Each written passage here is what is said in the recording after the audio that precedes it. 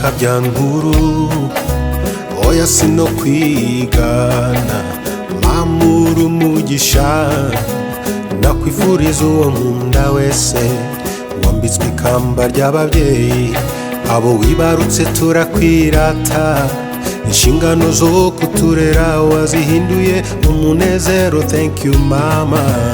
Amagambo mfite yo kugushimira mama, ubutwari bwawe n'ubwitange uzuye urukundo n'umutuzo ntibizasibangana mu buzima bwacu. Nshuti yacu mujyanama, turashimira Imana yakuduhaye ikamba ry'ababyeyi warihesheje agaciro.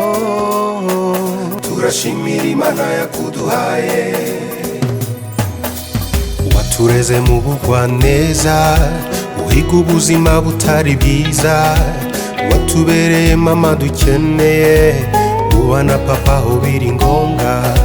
Soza ndagira ngo gushimira nanone byimazeyo mama ko watubyaye mu mubiri no mu mwuka. Amagambo mfite kugushimira mama, ubutwari bwawe n'ubwitange uzuye urukundo n'umutuzo ntibizasibangana mu buzima bwacu. Nshuti yacu mujyanama, turashimira Imana yakuduhaye. Nshuti yacu mujyanama, turashimira Imana yakuduhaye. Nshuti yacu mujyanama, turashimira Imana yakuduhaye. Nshuti yacu mujyanama, turashimira Imana yakuduhaye. Birananira kubera ko mama kumuvugaho bisa nk'ibigoye, kuko niba navuga ngo niba hari impano nahawe n'Imana y'umugisha itangaje ni mama. Ndashimira Imana ko nagiye mbimubwira kenshi akiriho mu ruhame nkabivuga, kubera ko hari igihe yego kugira umubyeyi ni byiza, ariko hari ugira umubyeyi ukumva Imana yarakunyuze yaraguhagije. Nicyo navuga kuri mama, yampaye umubyeyi mwiza ufite urukundo ntazi uko nasobanura, ufite ubugwaneza n'ukwihangana ntazi uko nasobanura. Uyu munsi ndashimira Imana ku buzima bwa mama, ndashimira Imana cyane pe. Like hamwe uvuga uti mbere yuko mama yitaba Imana, actually umunsi ubanziriza mama ko yitaba Imana sinari mbizi ko rubucya ataha nubwo yarembye cyane, ariko numvise nari ndi mu cyumba ndyamye numva nshaka gusenga, ndabyuka njya muri salon numva ndashaka gushimira Imana.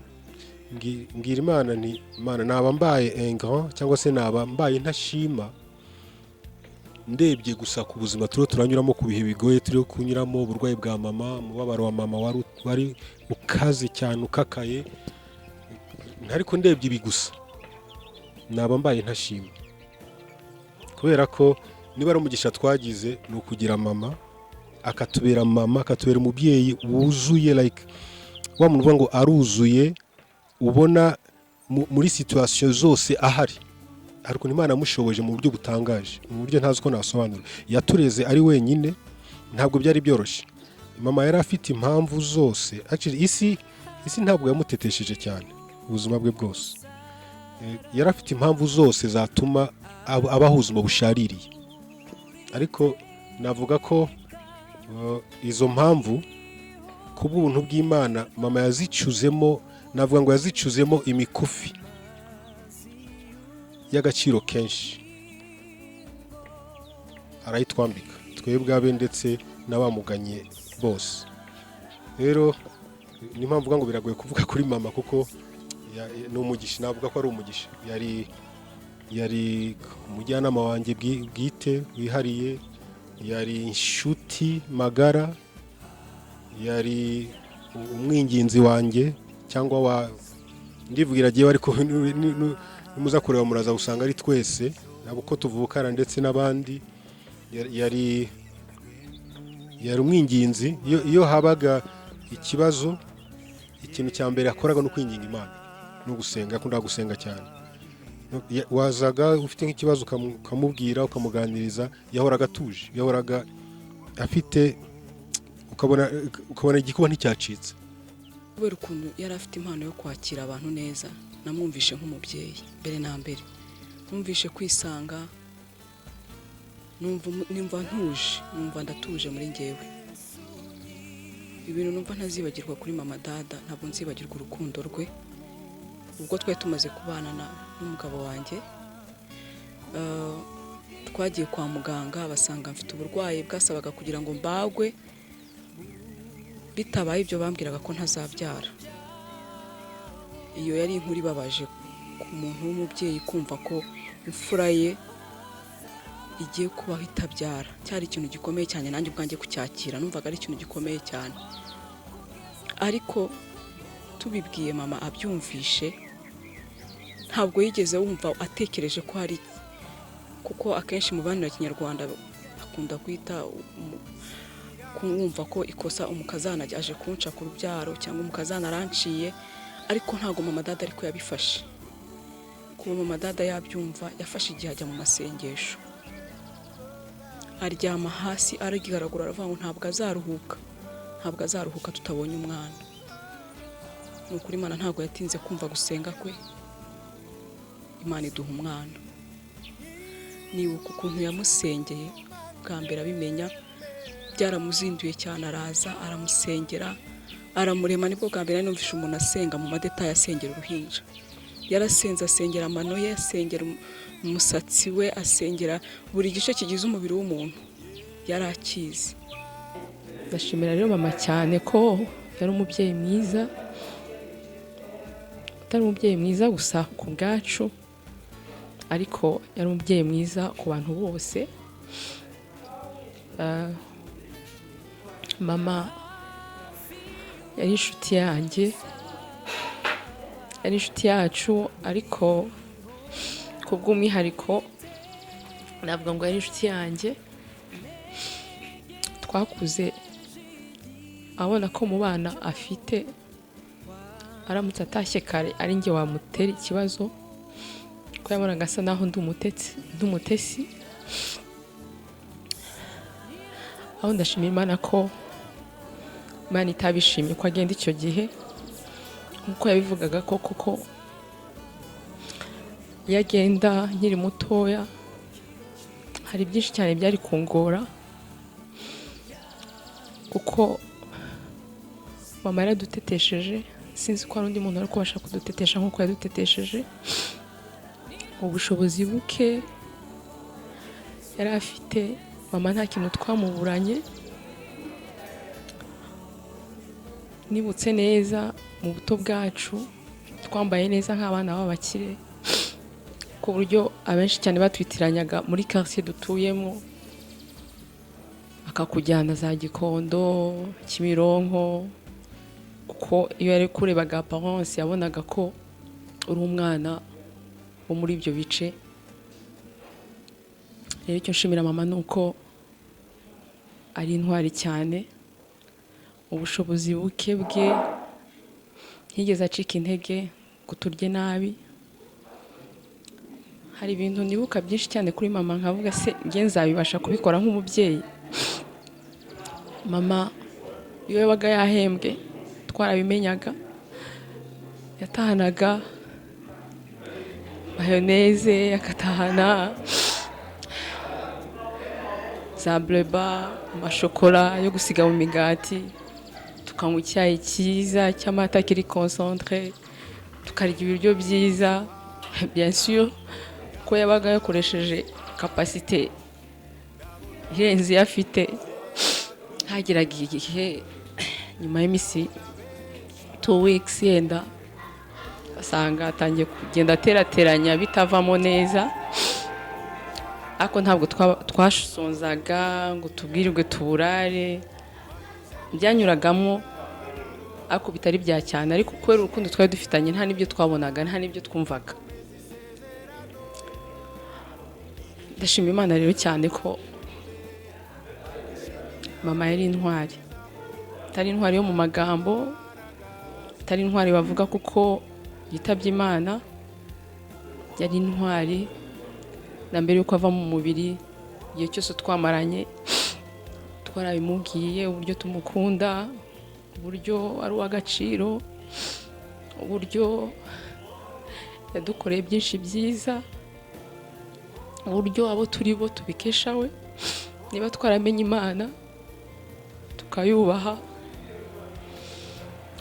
tukagendera mu nzira zayo, nuko mama yayimenye.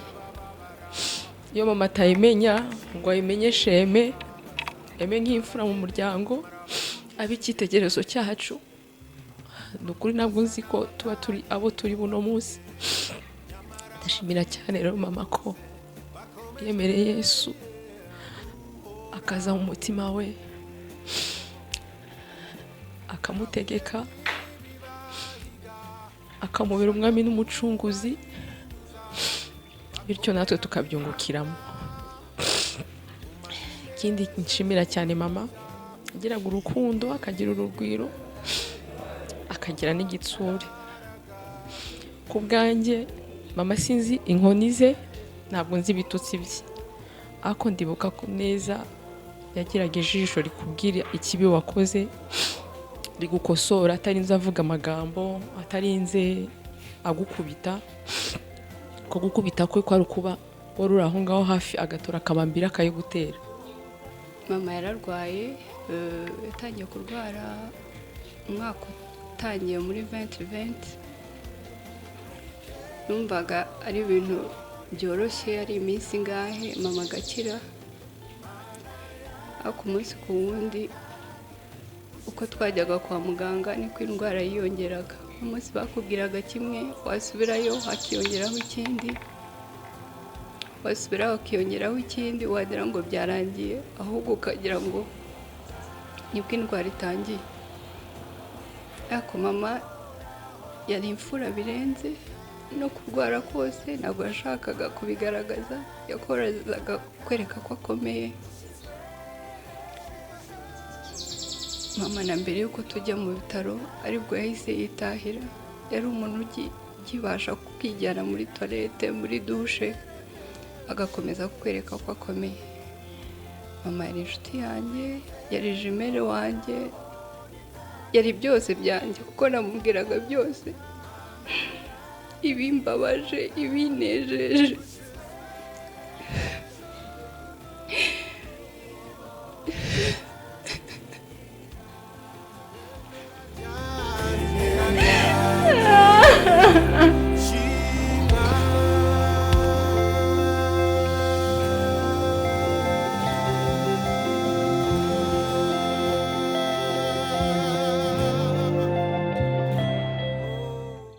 Donc yari wa muntu uturisha imitima, ufite ubugwaneza bwinshi. Ubuzima bwose twabayeho igihe kinini, twabayeho mu buto bwacu, twabayeho ubuzima bugoye, hakabamo ubuzima bwo kubura icyo kurya, byo kwambara bigoranye, ubuzima bugoye, murabyumva.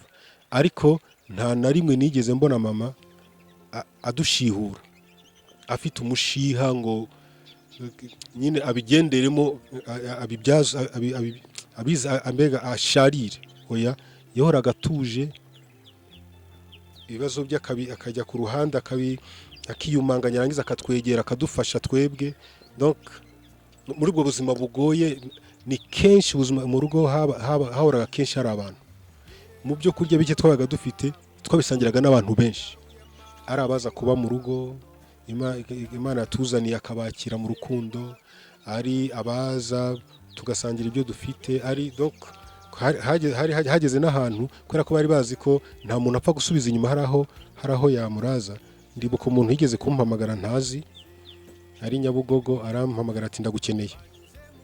Mpageze ndagenda ndihuta, numva umuntu ntazi umpamagaye ngo arankeneye.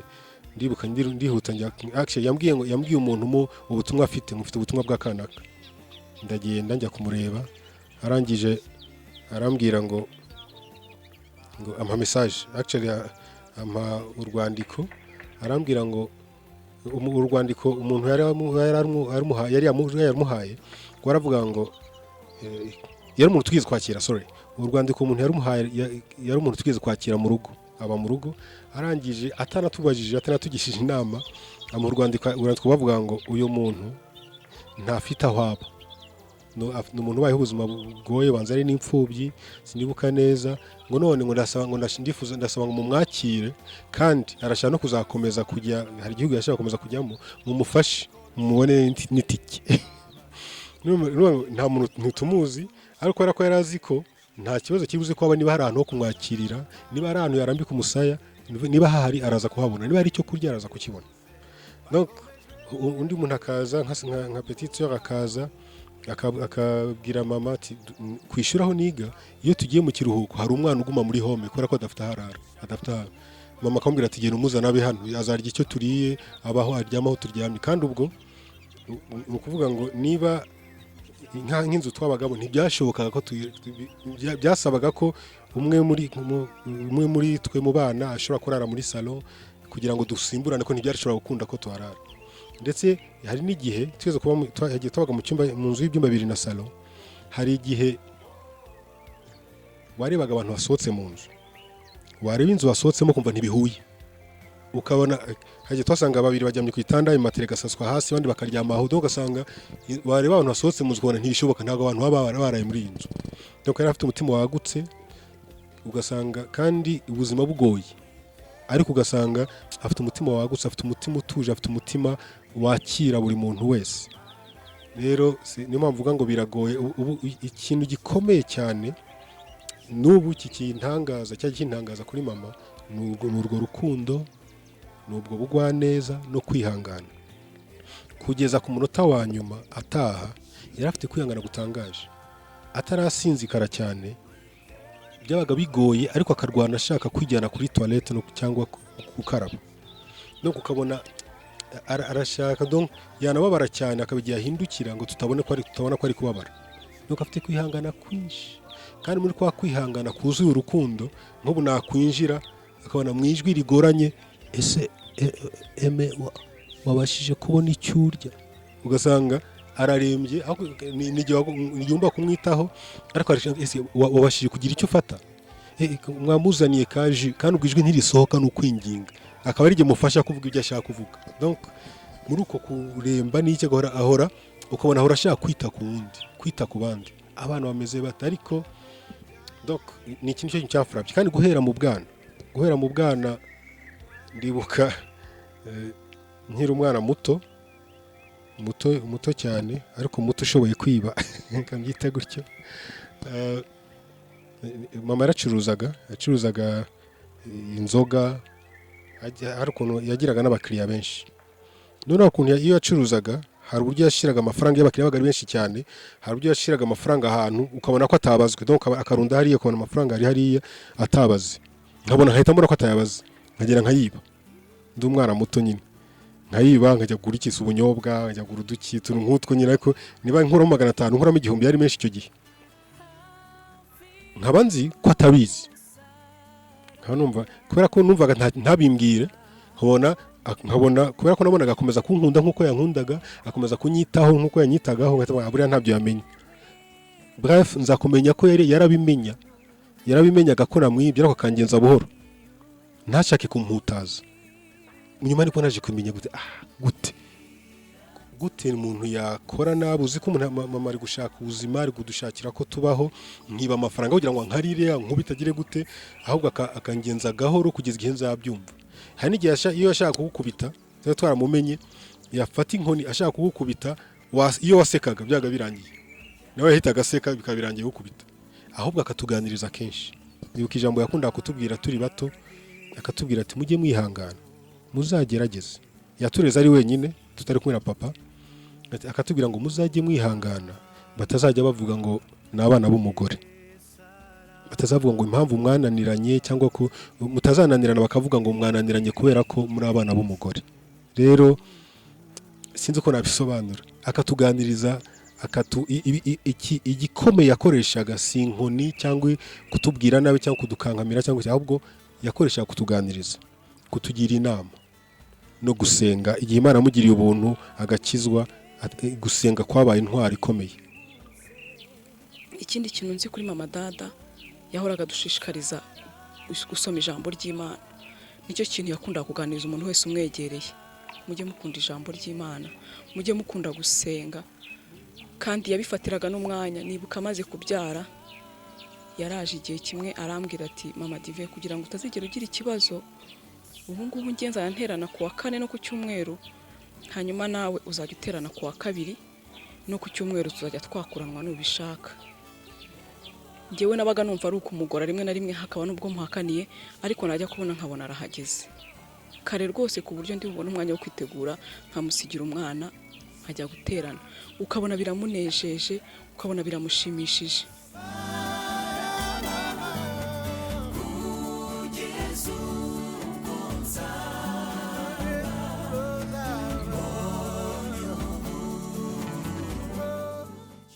Ndamushimira rero ko uno munsi niba ndi we, uno munsi niba nshobora kubona akazi keza, ni ukubera we. Ko yataza kumbera umubyeyi umurukundo, umubyeyi unyitaho, umubyeyi undeberera muri detaye zose, ntabwo nari kuba ndi njyewe. Ikindi shimira mama cyane, yari wa mubyeyi abana bose murabizi, iyo umwana ahise kwibarabara, kuri butike, ahantu bacuruza imyenda cyangwa inkweto, ugerayo urahanyura, umwana wese akakenera gufata buri kimwe cyose. Ndibuka rimwe twari dutuye mu Gitega tuvuye gusenga, zari muri 97 98, tunyura ku nkweto kera bazisitaga Spice Girl, yari inkweto ya Supresse ariko ifite taro nini. Kwa ko nakundaga kwambara amapantaro cyane, byari bijyanye n'ipantaro, amakabutura. Ndangije ndayibona, ndamubwira mama ngurira ya nkweto. Mu by'ukuri nari ndiho ndiyenza, kuko mama nta kintu na kimwe yabaga atatubwiye, nta cyo yabaga atatweretse, mbese yahemberwaga mu ntoki zacu. Arambwira ati dada, nta mafaranga mfite, nk'umwana nararaka, kandi nari ndi umwana muto cyane, nigaga muri secondaire, situation mu rugo narayibonaga. Ndarakara, turagenda tugeze mu rugo, abitekerezaho, afata amafaranga ajya gusubira kwa mutwe kugura ya nkweto. Urumva uburyo ki mama yari umubyeyi mwiza, umubyeyi wita ku bana be. Ngo ngenda bivuga nk'umwana we, ariko mwumvise inshuti ze, mwumvise abana b'inshuti zacu, bagiye bavuga uburyo ki mama ari umubyeyi w'urukundo. Rero ntizimbye mu magambo, ndaza ku gihe maze gushaka, iyo umuntu amaze kuba umudamu yarangiza akaba umubyeyi, ahura n'ibintu byinshi cyane bimugonga, bimuvuna. Hari ibyo abatazi, hari ibyo abadasobanukiwe. Ndashimira Imana cyane rero ko ndagiriwe amahirwe yo gushaka mama ahari, nkabyara mama ahari.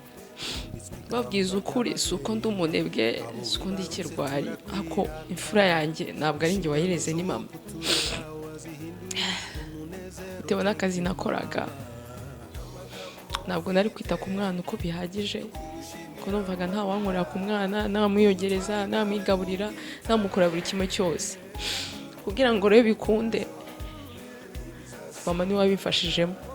Yego, navaga mu gitondo mu rugo, ndangije koza umwana, muhaye amata, narangiza nkahita mwimura nkamujyana kwa mama, mama akamwitaho uburyo bwose.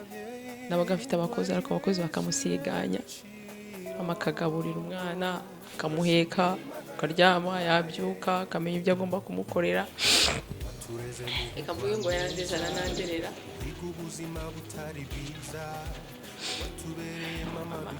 Yari inshuti yanjye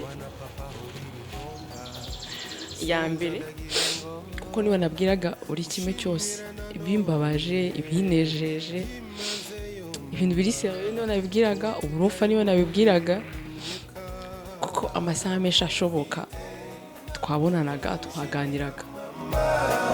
Ubutwari bwawe n'ubwitange, uzi urukundo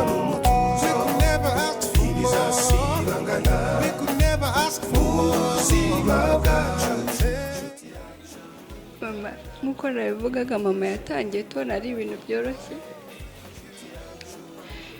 barabanza bamukorera operasiyo ya mbere tuzi uko biri buhite birangira ntibyagira icyo bitanga akora shimi 8 ntabwo byari byoroshye yari muri lockdown itangira tujya Butaro mama yatangiye shimi aribwo bakimubaga ababara deja arafite icyo kibazo cy'uko aribwo bakimubaga hakurikiraho shimiyo ntabwo namenye uko ibabaza ariko narabibonaga ukuntu yababaraga twazamukaga imisozi mu cyaro imodoka imucugusa afite ibyo bikomere byo kubagwa akagira n'intege nke yatewe na shimiyo ako mama agakomeza ubona afite imbaraga yihanganye kugeza aho shimiyo zirangije turavuga ati noneho banze urugamba rurangiye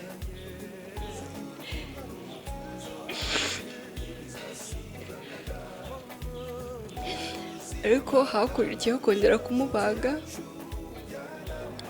batubwira ngo operasiyo yagenze neza ariko nabo bafite aho bagarukira kuko siko byagenze ahubwo nyuma gato byagiye biba bibi kurushaho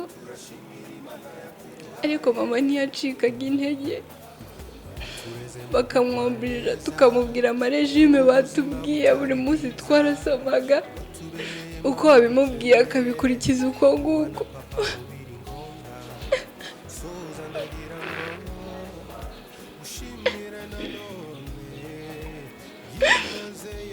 yari umubyeyi mwiza utangaje najyaga nibaza niba hari umubyeyi umeze nkawe kuri ino si kuko yararenze yo mama we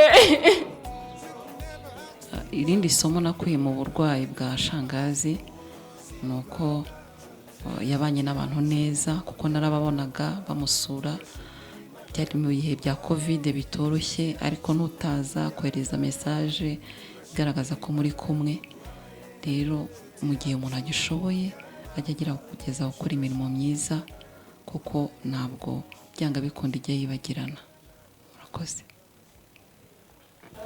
cyangwa mu bashangazi bose mfite muri famille cyangwa nabo nisanzuragaho cyane niyo twahuzaga cyane niyo wanetejeje cyane biragoye kubivuga gutyo kuko kugeza izi saha ntabwo ndabyiyumvisha neza ntabwo hari ibintu butaracya neza kuko ari mu bwa mbere babikubayeho harabongera nyine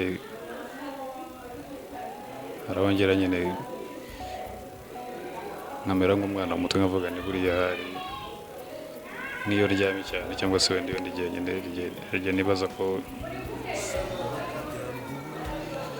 ibyerekana yo kubivuga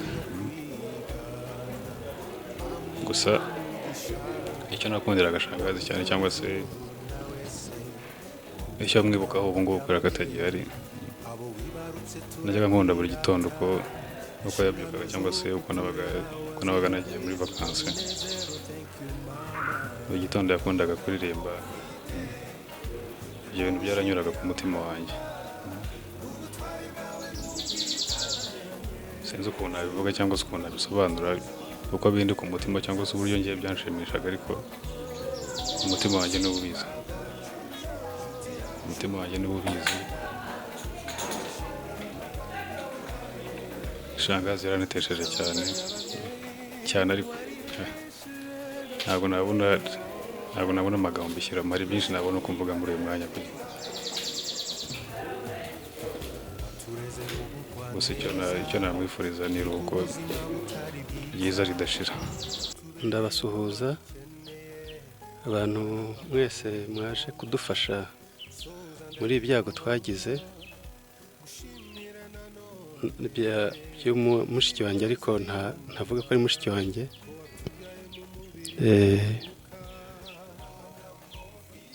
nita ko ari mama si ndondogora cyane kuko mu by'ukuri mwese murabizi, abavandimwe, abana be, abaturanyi, abo twabanye hanze za Bujumbura, abo twatahukanye hano mu Rwanda, barabizi ko nakuriye mu maboko y'uyu mama ku buryo ntashobora nta nubwo byo kuvuga ngo ni mushiki wanjye bijya bibamo cyane, kuko ntabwo nagize amahirwe yo kubana na mama. Mama wanjye yapfuye mfite amezi, urumva ko nta shusho ye mfite mu maso, nta nubwo nigeze nshobora gufata ku ibere nk'abandi, ariko kubera ubushake bw'Imana narakuze nkura mbona papa nawe sinagira amahirwe yo kubana nawe igihe kinini, nawe yitabye Imana mfite hafi imyaka 7. Murumva ko ari ibintu bitoroshye. Ubwo rero ko nk'uko ari we twari dufite wenyine w'umukobwa, ariko giye ibyo sinabimbizi kuko giye nkura ntangira kumenya ubwenge, nasanze ndi mu maboko ye, turabana, arandera, arankuza. Ndetse buriya nari nzi ko ndi imfura ye, nkurikirwa na Aime n'abandi bagakurikira. Mu by'ukuri rero yatubereye umubyeyi, araturera twese. Ahantu twari turi bitoroshye mu buhungiro, ariko akora ibishoboka byose, afatikanya n'Imana, turakura. Hari n'abandi bavandimwe bakuru nyine bagiye bamwunganira, bakuru banjye, ariko cyane cyane nk'abamama kubera ko bagira inshingano mu burezi, niwe yanyitayeho cyane, niwe yashoboye kumfasha mu mikurire yanjye, haba mu mibereho y'umubiri, haba no mu mibereho y'indero, yaramfashije muri byose. Ntabwo byaje gukunda ngo tubane igihe kirekire, kuko naje kujya ku rugamba muri za 90, turagenda. Iyo twari ku rugamba, ikintu nasabye Imana ni kimwe, nta bindi numvaga mfite byo gusaba. Nasabye Imana mvuga nti Mana, ntacyo wanyimye, ababyeyi banjye sinashoboye kubana nabo, ariko warankujije. Ikindi ngusabye ni ukuzongera kubona mama wandeze, ari uyu mama yitahiye, n'abana n'abavandimwe. Nta kindi mu buzima numvaga nsaba, nkavuga nti yenda ningera imbere yabo nkabonana, tukongera tukabonana amaso ku maso, nanjye rwose nzitahire. Ariko Imana yambaye hafi, inkiza ibintu byose bitari byoroshye kugira ngo nshobore kongera kubona ubuzima. Ngira Imana, urugamba rurarangira, turataha. Muri 94 nongera guhura nabo batashye, twongera tugira ubuzima bwiza, tubana nawe, tugira ubuzima buzira umuze. Ubwo nari umusirikare ngenda hirya no hino, nagaruka nkumva ko nanjye mfite umubyeyi, nkaza nkabana nawe n'abana, nkaruhuka nkumva ko nduhukiye kwa data na mama. Rero mu by'ukuri ntabwo nabona ibintu byinshi byo kuvuga, ndashimira Imana yisubije iwayo. Twagendanye ingendo ndende mu burwayi bwe, ntaho tutageranye, twageranye za Burera, Butaro, muri cya gihe cya Covid, mu mvura, yihanganye. Turaza tujya muri Kanombe, tuvayo, tuva Kanombe tujya Faisal, tuvayo, tujya CHK, tuvayo. Tugerageza no kugera mu rugo kuko twabonaga bitangiye koroha, ariko nyuma ya byose byaje gusubira inyuma. Dusubira muri izo vuriro zose ari nko gusezera, none kugeza kuri uyu munota wa nyuma ho Imana imwisubije. Nukuri ndashimye ko Imana yamwakire, kandi ndizera ntashidikanya ko yiruhukiye mu maboko y'Imana, yagiye neza. Si twe twenyine abana be yafashije, ndizera ko n'abandi bantu bose yagize uruhare mu buryo yarashoboye gufasha. Bamwe nabo barahari bazatanga ubuhamya bwabo. Nukuri nkaba mbashimira cyane byimazeyo ukuntu abantu sinashobora agiye kubavuga, ariko giye mbona muri rusange abantu bose baratugenzeho, baradufasha, batubaza amakuru, aho twabaga turi iyo kure, aho twabaga turi kwa muganga, aho twabaga turi mu rugo, ntabwo bahemye kudufasha kugeza kuri munota. Ndabashimira cyane abantu mwadufashije muri ibi bintu, n'ubundi mukomeze mutube hafi, mube hafi abana rwose cyane cyane minyone rwose mumukomeze kuko niwe asa n'usigaye mu rugo kuko abandi bo bafite agahenge kuko bafite abafasha, umwe afite umugabo n'abana undi afite umugore n'abana, ibyo ni sawa ariko mukomeze mutube hafi, mukomeze mudukunde, natwe tuzakomeza tubakunde, tuzakomeza tubasengere kandi natwe mudusengere. Mu by'ukuri nta magambo menshi dufite yo kuvuga, ni ugushima gusa kandi turacyari kumwe, tuzakomeza tuganire. Imana rero ibaha umugisha, murakoze. Atugira inama aravuga ati ntabwo twajya gutura kure, ni byiza ko tumusanga kugira ngo amenye abana, amenye abana, adufashe mu kubareba no kubarera. Byabaye ngombwa ko twimuka tuva Kabeza tujya guturana nawe ku Muhima.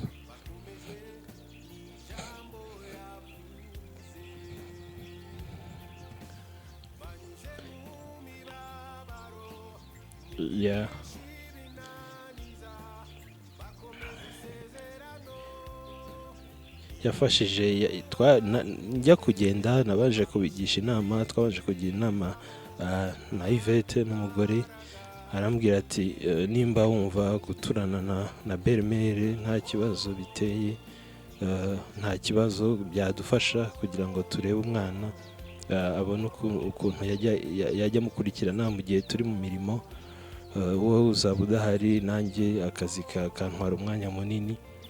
Byabanje kugira ariko kuvaho namumenyeye, kuvaho twabanye, yabaye umubyeyi. Ngira ngo Yvette ntabwo amenye guhaha ejo bundi aho atangiye kurwara, niwe yari azi ikigomba kuba mu rugo, niwe yareze n'ishya kugeza abaye inkumi, niwe yitaye kuri Cyusa nubwo yaratangiye kurwara. N'ishya mama we ntabwo yari azi kumenya no kumufata, niwe yabirebaga byose. No mu rugo niwe yamenyaga, yatubereye umubyeyi ku buryo yari azi. Ntabwo twamenyaga ngo umukozi, ntabwo twamenyaga ngo n'iki kibura, ahubwo niwe yashyiraga ibintu byose ku murongo. Yari umuntu w'ingenzi mu buzima bwe.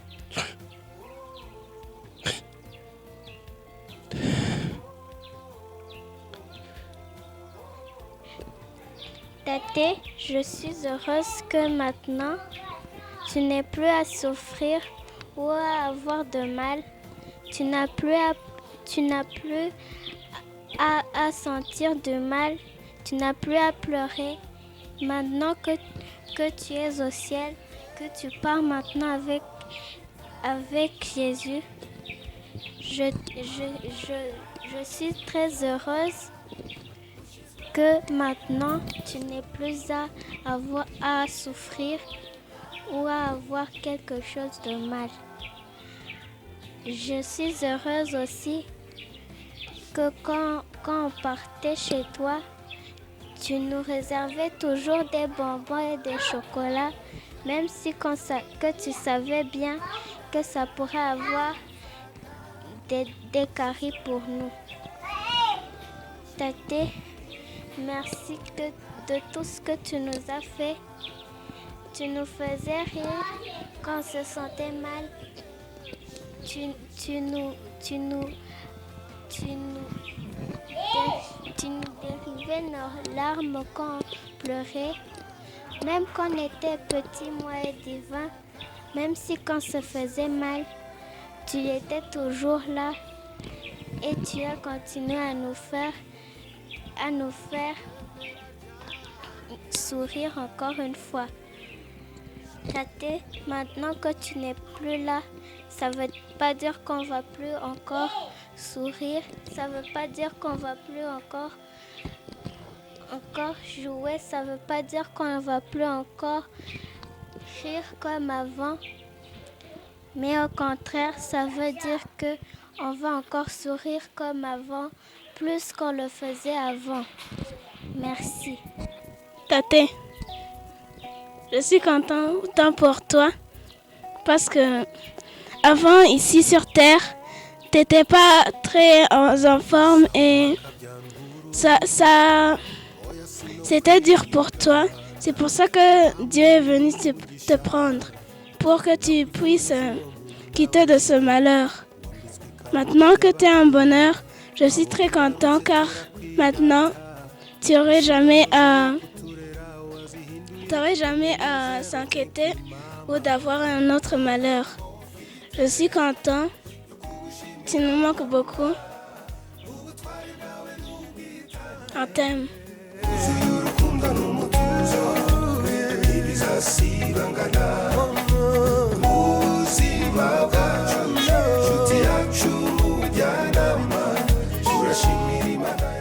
tuzibuka yuko ari umubyeyi wagiraga urukundo rwinshi, tuzibuka yuko ari umubyeyi wakundaga bose, tuzibuka yuko ari umubyeyi wagize abana benshi atari uko yababyaye gusa, kuko uvuze ku nyama n'amaraso nanjye sinazamo, ariko ndashimira Imana ko nanjye nabaye umwana we, kandi ntushobora kunkura mu bana yabyaye hagati ya Aime cyangwa se Yvette cyangwa se Mignone, oya nanjye ndi mwaho ngaho.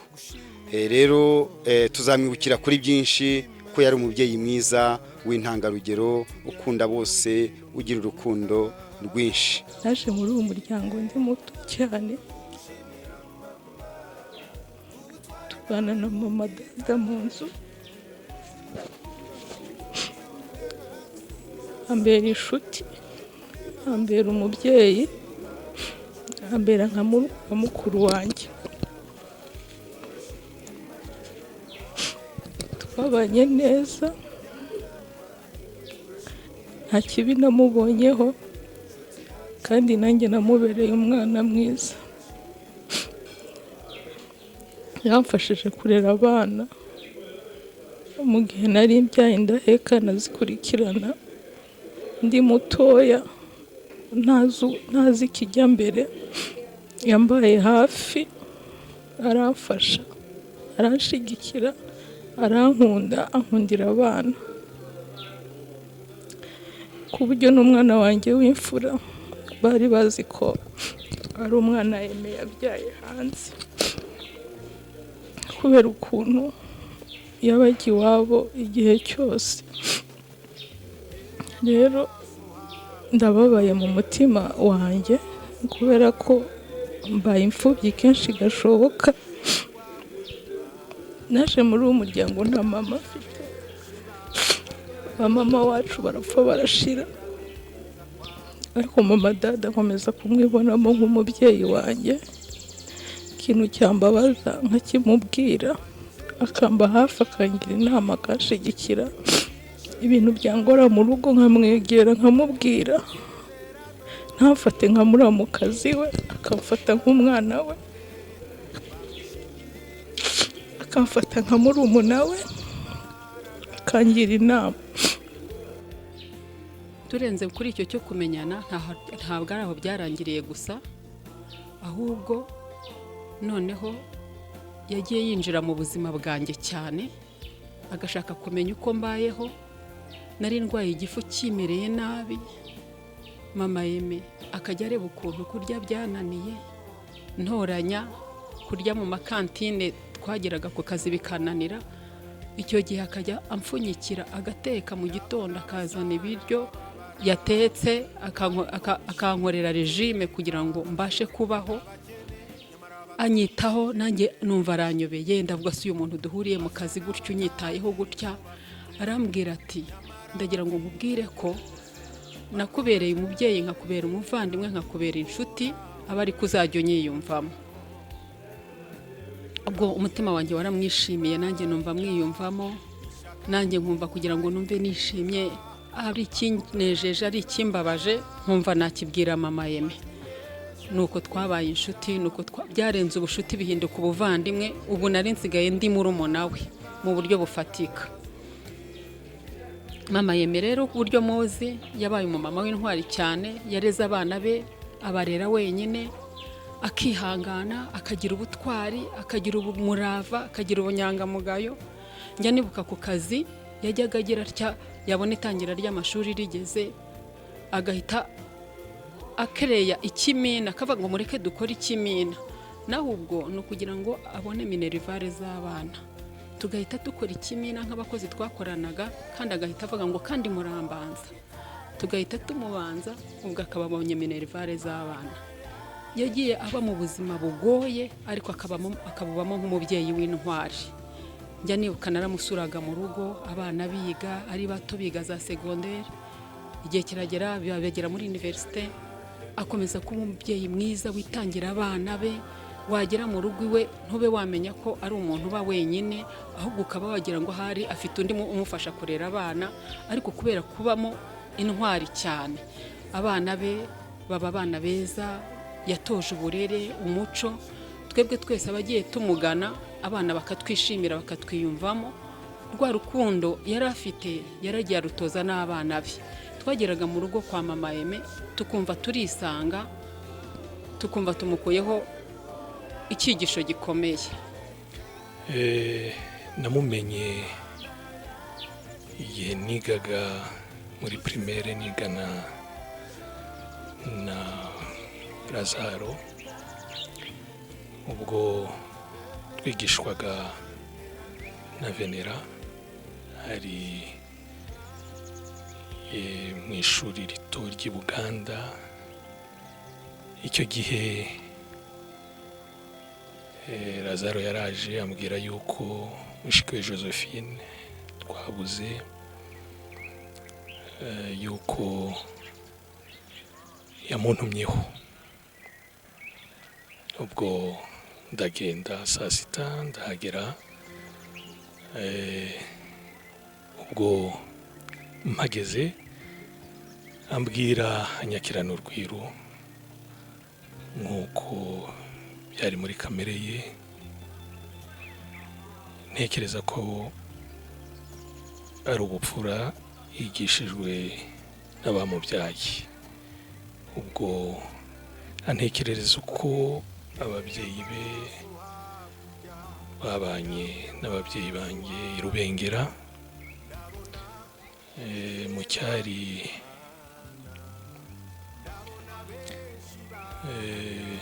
i Rubengera ubu ni Karongi mbere hari Kibuye ubwo ambwira ko Lazaro yuko yamubwiraga ko hari umwana wo mu muryango usigaraga ku ishuri abandi bataje kurya ubwo arambwira ati uhereye none ukwiye kuza uzana na Lazaro dore nabuze ababyeyi nkiri muto ariko mama ukubyara yasimbuye mama wanjye ubwo nanjye ndi mushiki wawe guhera ubwo twajyaga tumanukana na Lazaro tukajya gusangira akadufata neza ibyo bikaba byaragaragazaga ubufura yari afite ururwiro ibyo akaba yarabigaragaje imyaka yose yo kubaho kwe jye ubwanjye nabonye ko yari afite ubutwari burenze kuko yari nk'inkingi ya mwamba y'umuryango hari basaza be bari kumwe mu buhungiro ari umukuru yari umwarimu watwigishije Venera hari barumuna be nka Dasani na Lazaro abo bamubonaga nk'intwari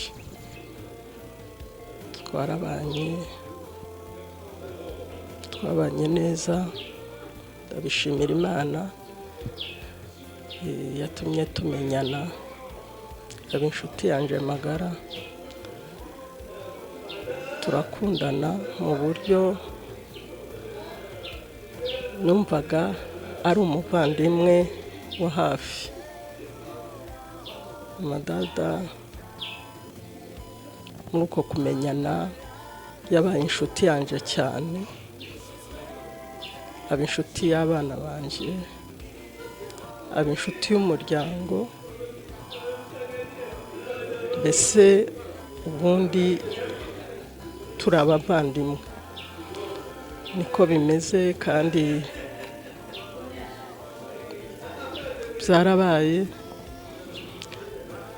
natwe turabyemera kugeza kuri uyu munsi. Mufata nk'umuvandimwe, n'abana bazi ko turi abavandimwe. Amadada rero ndamushimira ko yambereye inshuti nziza, yambereye umuvandimwe mwiza. Amadada yangiraga inama hahandi umuntu yumva acitse intege, akakugira inama, akakubwira uko ukwiye kwitwara n'uko ukwiye kwifata. Yari wa muntu ugira urukundo rwinshi, wa muntu uzi kwihangana, wa muntu ubwira ikibazo cyawe akakigira icye, akumva ibyawe arabyikoreye kurenza uko yakwikorera ibye. Yagiraga urukundo rurenze, urukundo rudasanzwe. Ni umubyeyi udasanzwe, yari umubyeyi uzi kugira abana inama. Uretse abana be n'abacu, yarabakundaga mu buryo umwana yamugeraga iruhande, mama dada ntashake ko ataha. Yari umudamu mwiza cyane, yari inshuti nziza ntazibagirwa mu buzima bwanjye. Mu bavandimwe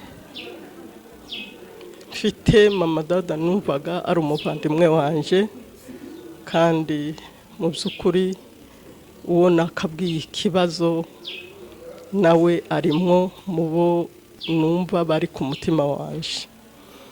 Ndamushimira rero ko yatweretse urukundo rukwiye, kandi urukundo rwe ntabwo rwigeze rutezuka kugeza no mu burwayi bwe.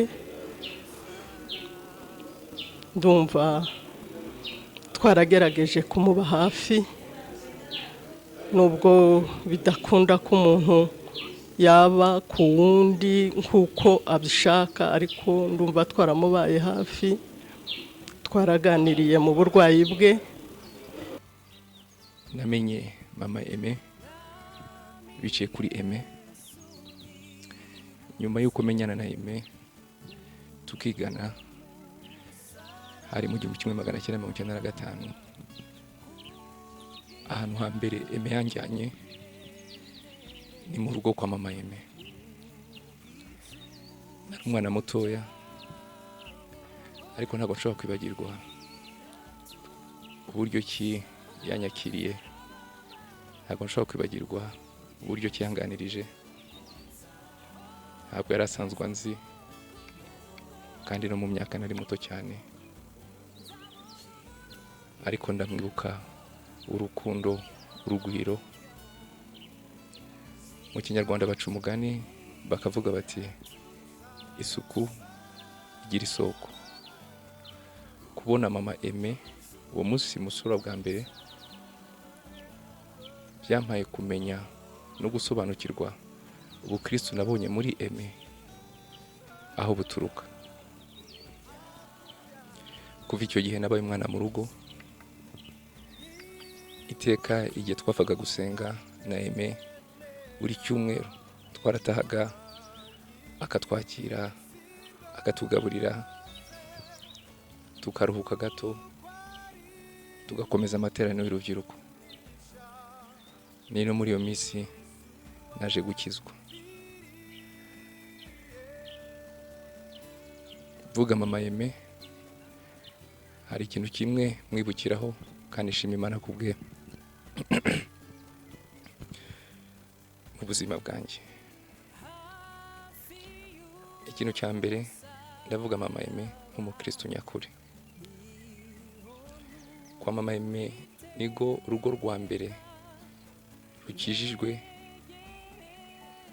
nabayemo rwa gikristo, niho hantu hambere natorejwe gusenga nozwa iby'urugendo rwa mbere rwa gikristo umunsi ku wundi.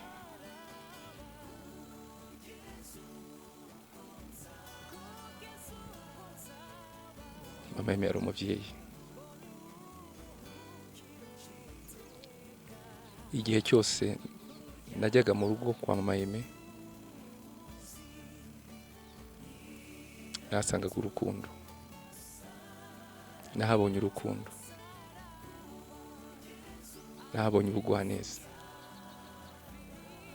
nahabonye ubuzima bwa gikristo pratique.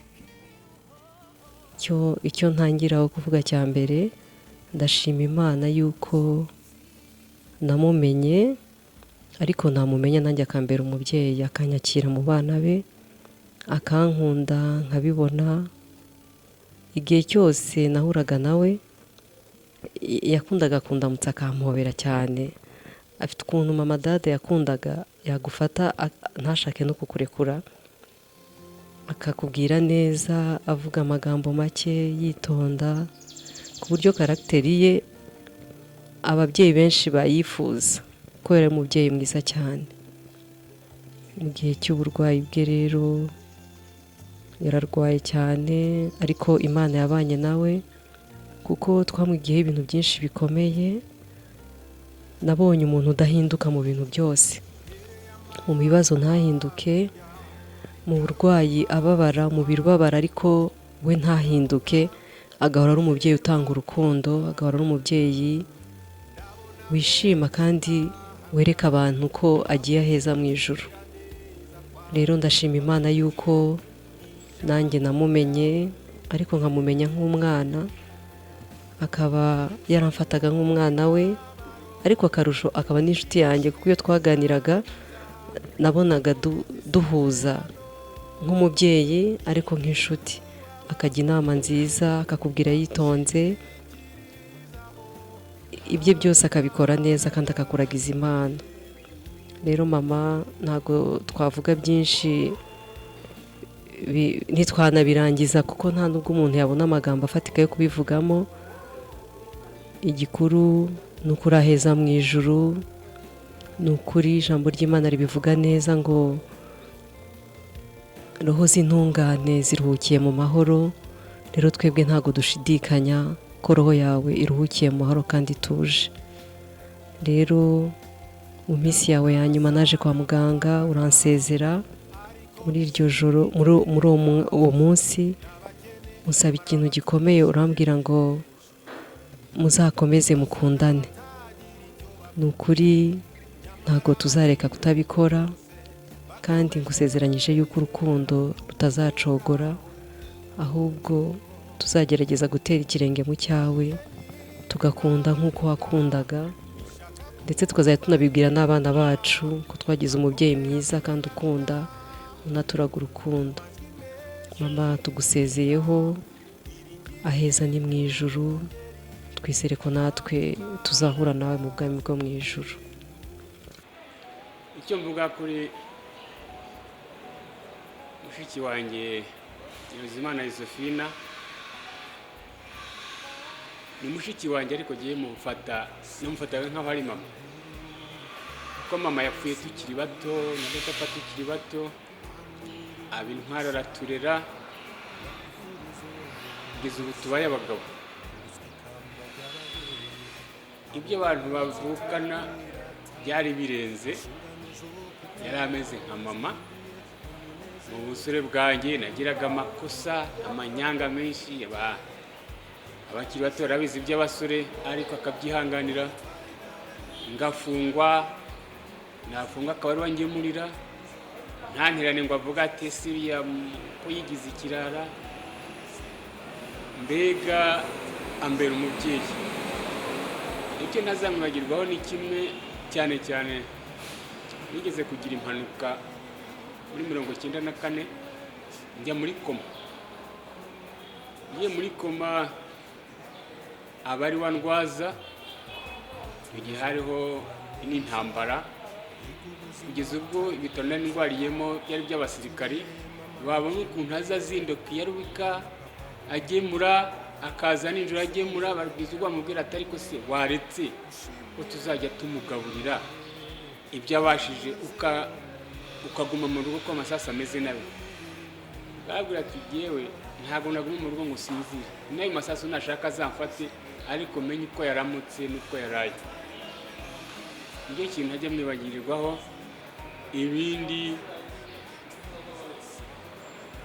yari umuntu ukunda abantu n'ubu byose murabyibonera abari hano mwese murabyibonera nta muntu yasubizaga inyuma kugeza ubwo n'abantu benshi baturukaga mu bindi bihugu twabayemo bakaza ngo tugeze i Kigali tuba twifuza kurya ibiryo bya Josephine.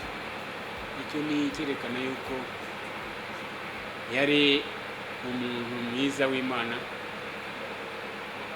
Yewe iyo mureba amufataga nk'impanga yanjye, amufata nka mama, amufata nk'inshuti yanjye, ku buryo nubwo bavuga ngo amarira y'umugabo atemba ajya mu nda, yewe yanjye ntabwo atemba ajya mu nda, atemba ajya hanze. Hariho ababona batese n'umusaza ararira, hariho impamvu, kuko na Yesu yagezeho Lazaro, igituro cya Lazaro, kubera ukuntu yamukundaga kandi yari afite ubushobozi bwo kumuzura, ariko yarabanje ararira, yararize, ariko kubera ubushobozi yagiraga aramuzura.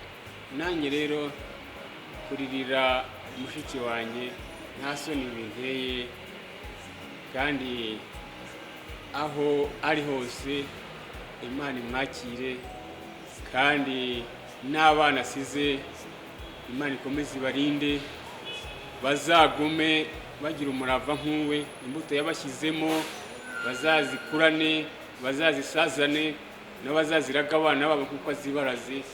Kandi namwe abari hano mwese murabyirebera, nubwo turi mu gihe kibi cya korona, ariko urabona imbaga y'abantu iba yaje, nuko hari itegeko n'ubundi hari kuza n'abandi ibyo batakubona aho bicara. Yewe numva nta kindi narenzaho, numva nta kindi cyinshi navuga. Imana imuhe iruhuko ridashira, we ntituzongera kumubona, ariko we aho ari azatura. Kuri Imana ibahe umugisha. Je me souviens quand je m'endormais dans les bras de maman Dada, qu'elle repose en paix. Sinzibagirwa uko mama Dada yatwakiraga nka uzukuru be, tuzamukumbura. Kandi mes condoléances à Aime, Dada, Belize et toute la famille. Jewe sinabona icyo mvuga mu kanya gatoya mvuga mama Dada, ariko ndagerageza gukora resume ibintu by'ingenzi navuga kuri mama Dada. Ntabwo ari byinshi kuko byose bikubiye mu ijambo rimwe, urukundo. Mama Dada yagiraga urukundo, yagiraga ubuntu butangaje, ubuntu bukurura umuntu uwo ari we wese aho yaba aturutse hose, kuko ndumva nubwo ntazi ubuhamya abandi bantu bamuvuzeho, ibyo ni ikintu kigomba kugaruka kuko niko yari ameze. Birebire, yewe nagize umugisha wo kumusanga mu muryango wanjye wa kabiri nashatsemo, kuko tate mama wacu, notre mama, yamwitaga umukobwa we. Ubwo rero ibintu mfana na mama Dada murumva ko ari ibintu byinshi, kuko nanjye tate yanyitaga umukobwa we, nari umukazana we, nkaba umukobwa we. Alors mama Dada ko yari umukobwa we, yakagombye ko ari muramukazi wanjye, ariko kuko nanjye nari umukobwa wa tate, birumvikana ko mama Dada yari mukuru wanjye. Rero kwa mama Dada ni nkuko nari kuba ndi ku bandi bakuru banjye, genda umuherereza umuryango mvukamo, cyongeye kandi yari inshuti yanjye. Rero niyemeje ko nari burire mvuga mama Dada, kuko ikintu nzahora mwibukiraho ni ibihe by'umunezero ukabije. Mama Dada umuntu yageraga iwe, ndavuga iwe aho yaba ariho hose, hari ahantu haba urukundo, ku buryo mwaba mubana na mama Dada ari mu cyumba kimwe, mwaba mubana na mama Dada muri musepawe n'irido, mwaba mubana na mama dada muri shato mwaba aho mwabana hose yari afite urukundo rurengaho ku buryo rwagukururaga rukakurengesha ibyo twakwifuza byose aho wakwifuza kuba hose ariko twahagiriye umunezero kwa mama dada kandi ndumva urwo rukundo yararusigiye abana asize ruzakomeza nta kuntu rutakomeza natwe twese ndumva ari umurage igihe twagize icyo kubana nawe ako kantu tukazahora karengaho katwibutse ati niba mama dada ibintu yarabishoboraga mu makondisiyo yose yaba yarabayemo kubera iki gihe ntabishobora ndumva rero icyo navuga rwose abana babivuze nabo nicyo bamwibukiraho igihe gitoya bashoboye kuza mu Rwanda kwa mama dada bumvaga ari mu rugo ngo baba bari kwa tate cyangwa se no muri famiye proche ubwo rero nta byinshi nabona avuga kuko bwakwira bugacya mvuze ibihe byose twagiye tubana ukuntu icyo nibuka ngeze i Kigali rimwe twari turwaje tate baduhaye transfer nta byinshi nagize byo gutekereza ko numvaga mama dada amusanga kuri hopitale yahantanze kandi koko nta munsi n'umwe yigeze arara ataje kudusura kutugemurira yagenda n'amaguru yafata moto ariko nta munsi n'umwe hagwa imvura haba izuba yarazaga akadusura rero ni umuvandimwe igihe mbuze très proche ni umuvandimwe nk'abandi bagrandiseur banjye kandi igihe cyose tuzabishobora mu buzima bwacu Imana izadushoboze tuzababanire nk'uko tuzabanire Aime dada na minyone nk'uko mama dada yatubaniye mama dada rero ndumva ntabwo ubuzima bwe yego arasinziriye ariko buzakomeza muri twebwe twese n'umwana n'umwuzukuru ndibuka igihe kimwe iyo nabaga naraye kwa mama dada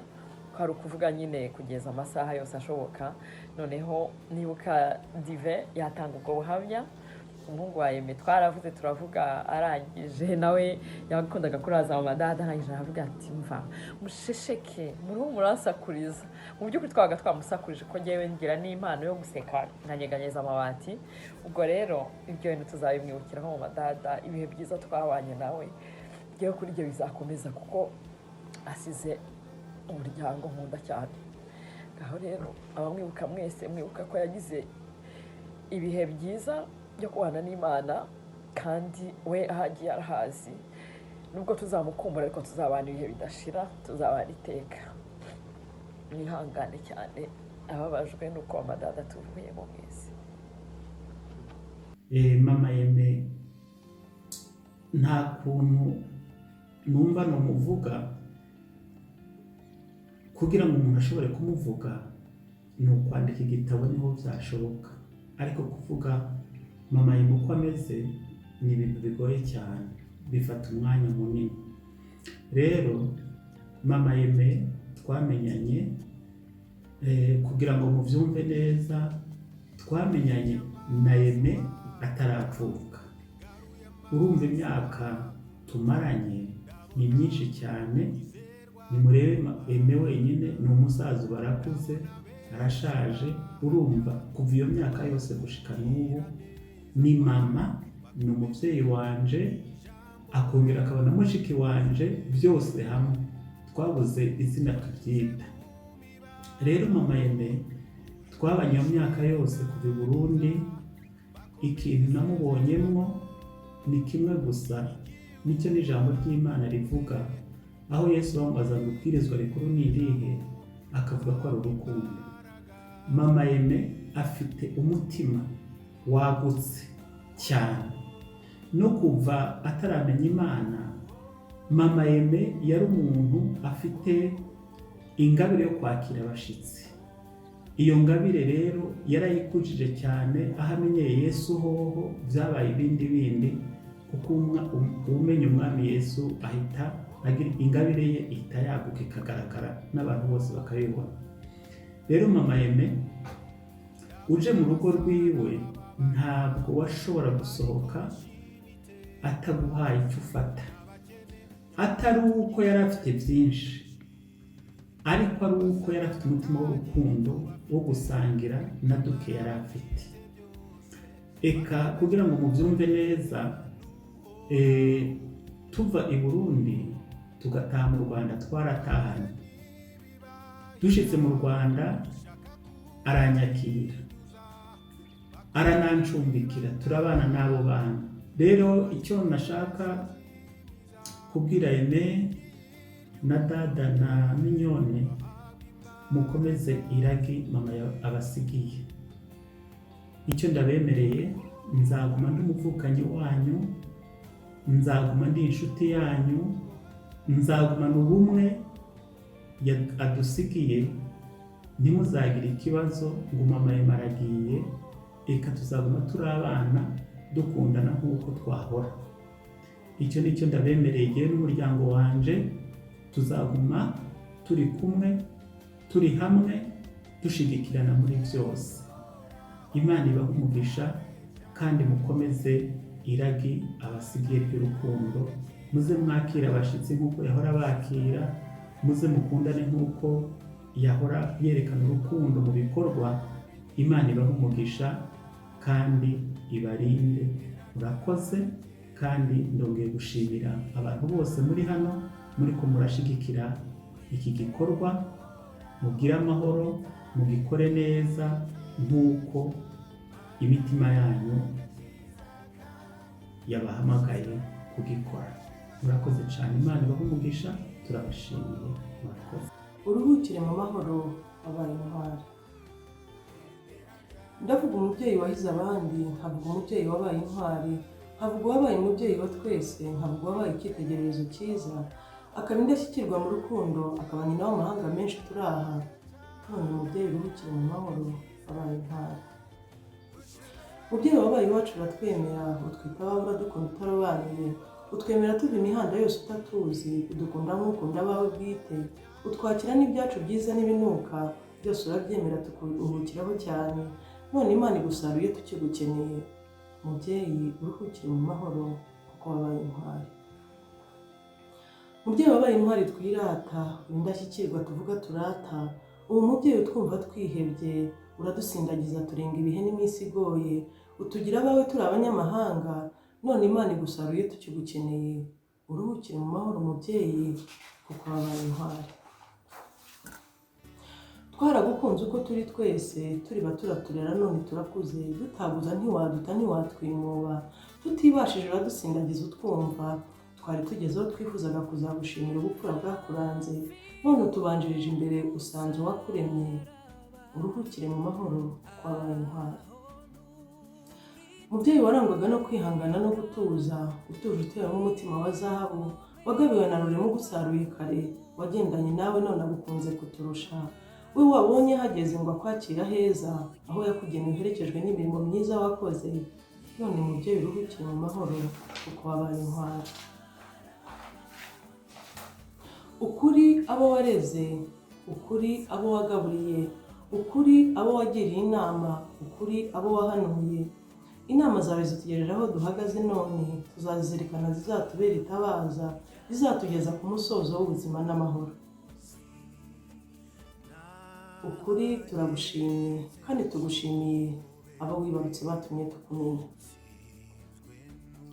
Uwimana Aime azahora arangwa n'ubupfura n'urukundo wamutoje. Dada azahora arangwa no gutuza no gushishoza nk'uko byakuranze. Mignone azahora ari inshuti ya bose nk'uko yabikwigiyeho. Mubyeyi wacu dukunda, uruhukire mu mahoro kuko wabaye intwari. Ndibuka ikintu kimwe mu bintu byinshi yakoze ariko kikankora ku mutima nkaba ntarigeze nkibagirwa. Ni uko rimwe muri 1998 nari ngiye gusubira ku ishuri Bugande, niho nigaga icyo gihe, amakado y'igitenge. Icyo gihe arayimpa, aranasengera umugisha, ansezeraho nk'uko umubyeyi yasezera umwana we.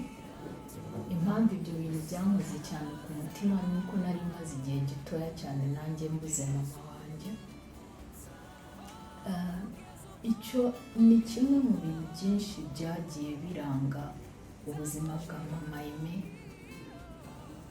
tutirengagije yuko nawe icyo gihe yari umupfakazi akiri muto ari kurera abana 3 ariko ukabona yuzuye umunezero w'agakiza akatwakira atatwinubira. Ibyo rero by'ukuntu yabayeho urukundo rwe n'ubumuntu, ubu amaze gupfa byatumye nibuka cya cyanditswe kiri muri Matayo 25 banza ari ku murongo waho kuva kuri 34 kugeza kuri 40. Ntabwo ndi buhasome ariko ndabivuga mu ncamake. Yesu yashatse kugaragaza uburyo azishimira abantu babayeho ubuzima bwo gukiranuka. Bibiliya iratubwira ngo ab'iburyo bwe ngo yarababwiye ngo yari ashonje baramugaburira, yari anyoteye bamuha icyo kunywa, ngo yari yambaye ubusa bamuha imyambaro. Abakiranutsi icyo gihe baribaza bati se ni ryari mwami twagukoreye ibyo byose? Arabasubiza ngo igihe mwabikoreraga abantu bari baciriritse cyane kurusha abandi ni jye mwabikoreye. Rero jyewe ukuntu nibuka ubuzima bwa mama Aime, mwibuka nk'umuntu wakoze ibyo byose ku bwa Kristo, kandi ndizera ntashidikanya ko nahura n'umwami wacu ni gutya azamushimira. Gusa icyo nigayaho ni uko ndangije ishuri sinafashe umwanya wo kujya kumushimira ngo mwiture ineza yangiriye. Mama Aime nongeye kumubona ejo bundi ari kwa muganga asigaje iminsi mike ngo atahe. Icyo gihe nta nubwo yashoboraga kuvuga. Gusa isomo nakuyemo ni ukudafata umuntu for granted, numve ngo isaha yose namukenera yaboneka.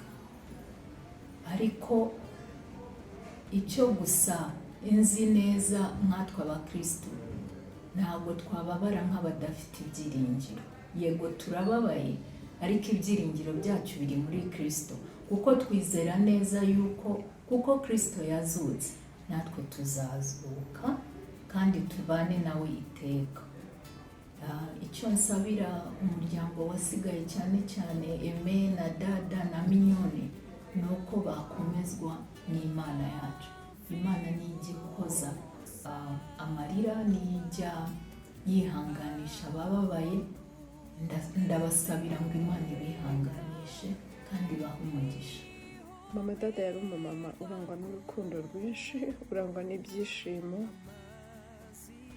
yakundaga abantu, ntiyatandukanyaga abana, abato, abakuru, abantu bose yahorana urugwiro nabo.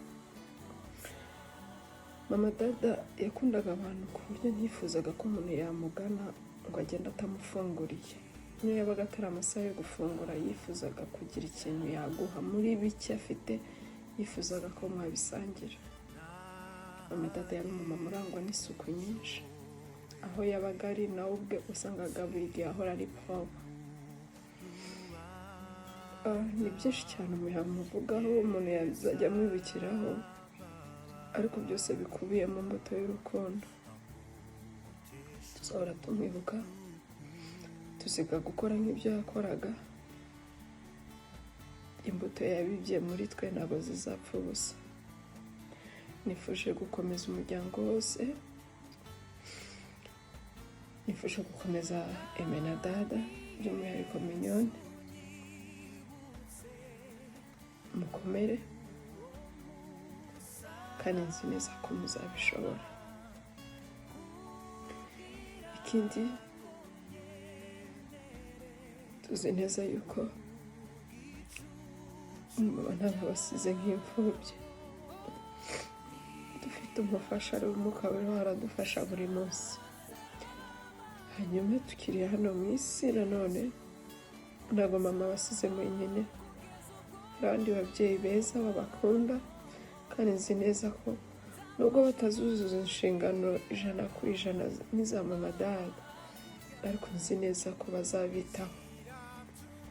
barabakunda ntabwo ndabizi ko mubakunda mukomere twese twige gukora neza kugira ngo kuri wa munsi twese tuzahurire mu bwami bw'Imana murakoze ndabashimiye mwese abamubaye hafi mu gihe cy'uburwayi n'abatabaye kuri uyu munsi Imana ibahe umugisha murakoze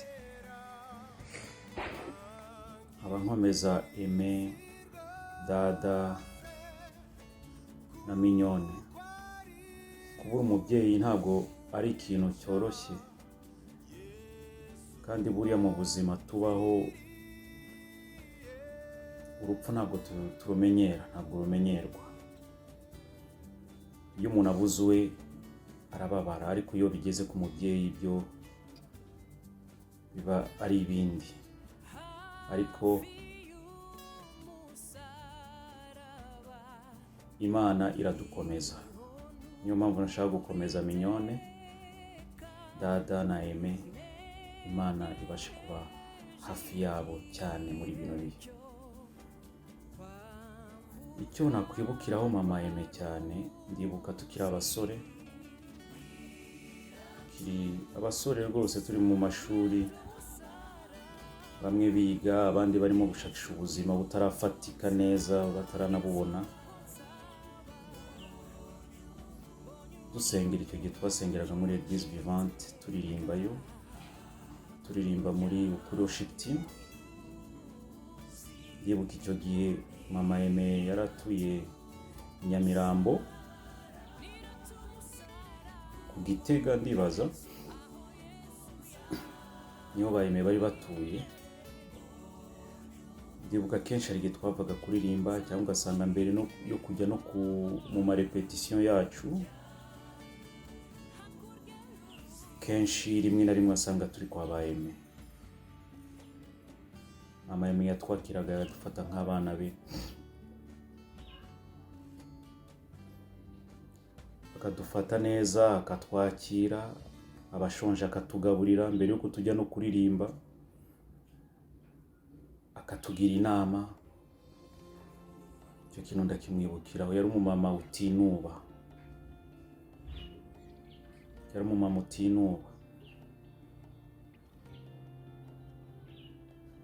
Imana imwakire imuhe iruhuko ryiza aruhukire mu mahoro bamfashe nk'umwana wabo atari uko yankuye mu nda rero ndashima Imana kubwe iki gihe cyose yabayeho mama Aime yambereye umugisha iyo twabaga turi muri worship team mama Aime twarazaga tugakora akajagari mu rugo rwiwe akatwihanganira akadukunda ikintu kimwe gusa kimbabaje nuko ntigeze ndumva umwanya ngo ndamushimire narabyifuje kenshi ariko sinabikora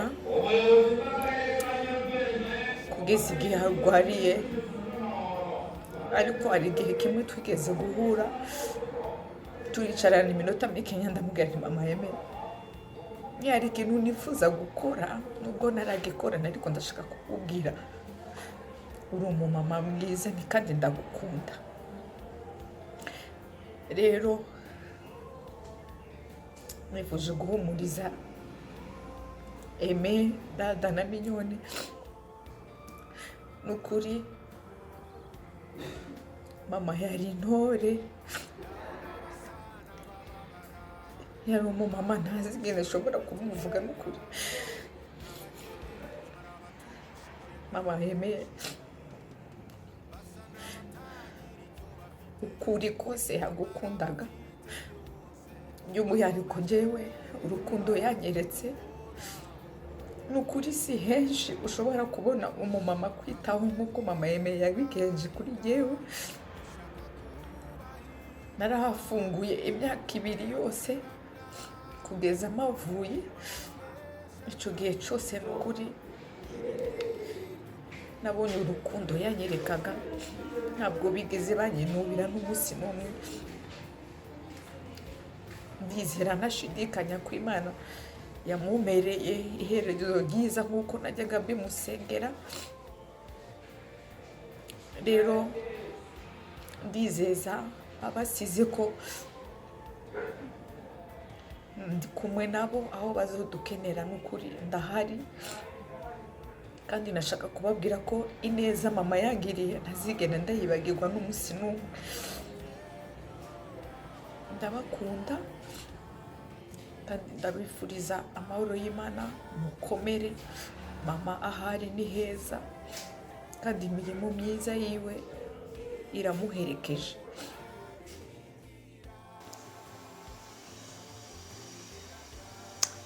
mfashe uyu mwanya nshaka kuvuga ku mubyeyi wacu mama Aime. Mama Aime wari umubyeyi mwiza, watubereye umugisha, watubereye umujyanama, watwitayeho.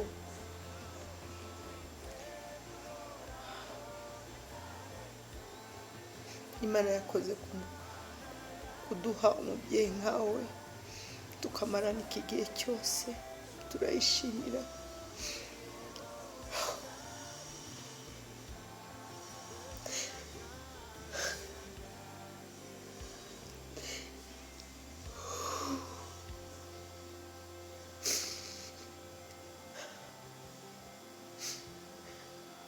Mama Aime,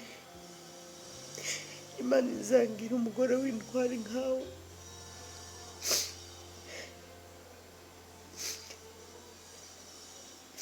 Izangira umugore w'imbaraga nkawe.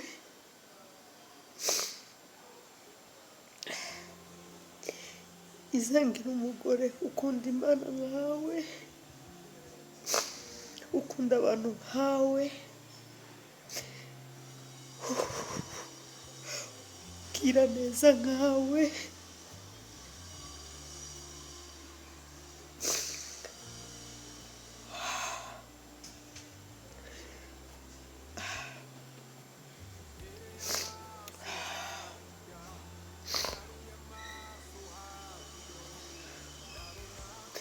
Mama Aime, wari ufite karite nyinshi nyinshi nyinshi abatakwegereye badashobora no kumenya. Numvise ubuhamya bwinshi bw'abantu benshi, ibyo wakoze tutari tuzi. Bidukora ku mutima. Warakoze kuba umubyeyi mwiza, warakoze kutubera umugisha, turi benshi. Mama Aime yampanye aramanura nk'umukobwa we, nta kintu yatwimye. Mama Aime ibyo yariye nibyo naryaga kiruta ibindi. Mama Aime yaradusengeraga, yaransengeye ari mu ma examen nakoraga ndi mu ishuri. Ikintu cyankozeho Mama Aime, mbona diplome yambaye hafi. Mama Aime yaje muri defense anzanira indabyo nk'uko umubyeyi wese azanira indabyo umukobwa we. Byari ishema kuri we no ku muryango. Yabanye nanjye ari mu busore, ari mu rushako. Mama Aime yarampanuraga, akampaye impanuro za kibyeyi.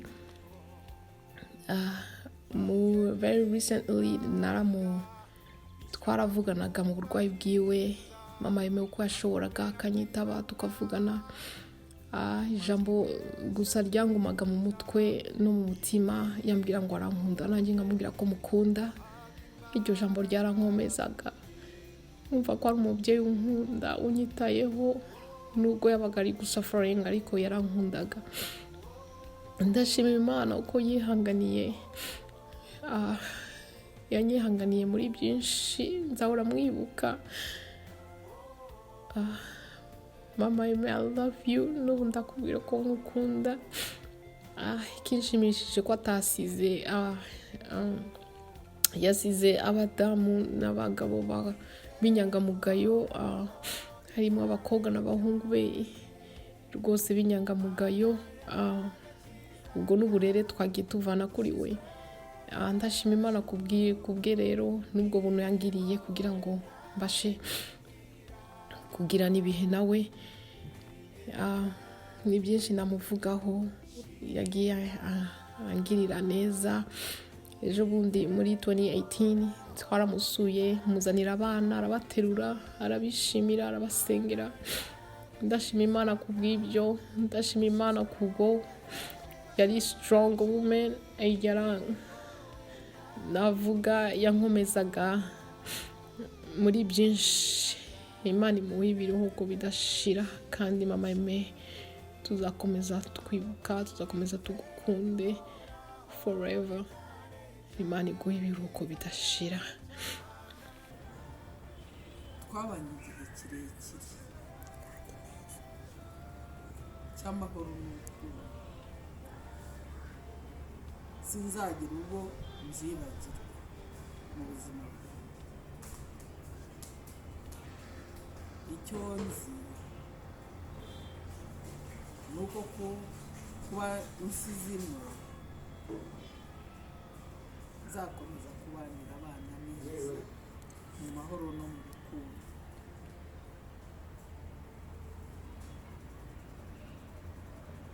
Sinabona icyo mubwira, nzi neza kuri iruhande rw'Imana kuko wayikundaga kandi ukamenya no kuyiramya. Ndagushimira ibihe byiza twagiranye n'ibihe by'uburwayi bwawe nashoboye kugusura. Ibyo twaganiriye byose sinzabyibuka.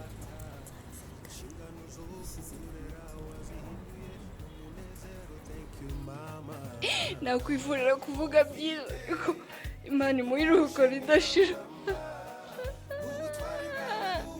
Ikindi shima Imana nuko nari narayisabye ko mama atazagenda ntahari, cyangwa se twe abana be tudahari, byibuze babiri bazabe bahari. Ndashima Imana rero ko mama yasoje urugendo mureba kandi akarusoza neza. Rero hamwe n'ibyo twabayemo, n'ibyo mama n'ubuzima bwe mama yabayemo, ndashimira Imana ko yabaye umwizerwa kugeza ku munota wa nyuma cyane. Ndashimira Imana kandi ko Imana yamuhaye igihe muri uko kuremba. Imana anyujijemo gato, imuha igihe nayo mvuye no kwa muganga abona imbaraga zo kuvuga, arasezera, agira umwanya wo kuganira na bashiki banjye barampamagaraho nayo nagiye kuko nimaze umwanya mpavuye, ndagaruka nanjye turaganira, turasezerana, ndanamushimira, twese turamushimira, haba amarangamutima nyine tugira ibihe nawe. Donc agira umwanya no kutubwira ibyo atekereza, agira umwanya wo kuraga mbega tugirana ibihe mbere yuko ataha. Nabyo ni umugisha w'Imana. Donc ndashimira Imana ko ni umwizerwa no muri uwo mubabaro, kuko twese twese ntituzaguma kuri iyi si, ariko ndashimira Imana ko yabaye umwizerwa muri ibi bihe byose. Numva ari byo narangirizaho. Ndashimira rero abantu mwese Imana yakoresheje mu buryo bumwe cyangwa ubundi, mwabaye hafi yacu. Amamesaje yanyu, kwitanga kwanyu, kuboneka, gukoresha amafaranga yanyu, gukoresha donc uburyo bwose mwakoresheje, Imana ibaha kubona abantu baza bikoreye ibintu tuje kubitaho. Donc mwatubaye hafi, umwe wese sinajya kuvuga amazina, ariko Imana ibaha umugisha. Rero ndashimira Imana ku buzima bwa mama, yabaye umugisha, yabaye intwari kandi atashye neza. Imana ihabwa icyubahiro kandi Imana ibaha umugisha. Thank you mama. Amagambo mfite yo kugushimira mama, ubutwari bwawe n'ubwitange